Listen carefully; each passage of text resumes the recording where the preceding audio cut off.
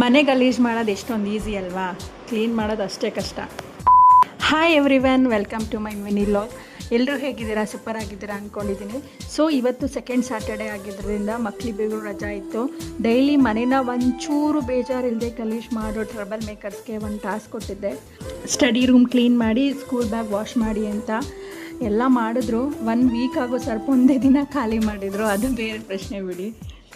ಮಕ್ಳಿಗೆ ರಜಾ ಇದ್ದಾಗ ಸಣ್ಣ ಪುಟ್ಟ ಅವ್ರವ್ರ ಕೆಲಸ ಮಾಡ್ಕೊಳ್ಳೋದು, ಇಂಡಿಪೆಂಡೆಂಟ್ ಆಗಿರೋದು ಕಲಿಸ್ಬೇಕು. ಎಜುಕೇಷನು ಇಂಪಾರ್ಟೆಂಟು, ಅದ್ರ ಜೊತೆಗೆ ತಮ್ಮ ಕೆಲಸ ತಾವು ಮಾಡ್ಕೊಳ್ಳೋ ಅಷ್ಟು ಕೇಪಬಿಲಿಟಿ ಬರೋ ಥರ ನಾವು ಮಾಡಬೇಕು.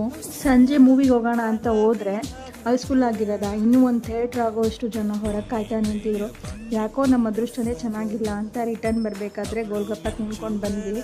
ನೋಡಿ, ಮನೇಲಿ ಸ್ವಲ್ಪ ಖಾರ ಆಗಿದ್ದರೆ ಬಾಯಿಗೆ ಹಾಕಲ್ಲ, ಇವಾಗ ನೋಡಿ ಎಷ್ಟು ಖಾರ ಆಗಿದ್ರು ಸುಮ್ಮನೆ ತಿಂತಾ ಇದ್ದಾರೆ. ನಮ್ಮ ಕಡೆ ಥರ ಪಾನಿಪುರಿ ಮಸಾಲೆ ಪುರಿ ಸಿಗಲ್ಲ ಇಲ್ಲಿ. ಪಾಲಿಗೆ ಬಂದಿದ್ದೆ, ಪಂಜಾಬಲ್ಲಿ ಪಂಚಾಮೃತ ಅಂತ ತಿನ್ನಬೇಕಷ್ಟೇ. ಹಾಗೆ ಕ್ವಾರ್ಟರ್ಸ್ ಹತ್ರ ಬಂದು ಒಂದು ರೌಂಡ್ ಫೋಟೋಶೂಟು ಆಯಿತು. ಇದಾಗಿತ್ತು ಇವತ್ತಿನ mini vlog. Thank you so much, bye bye.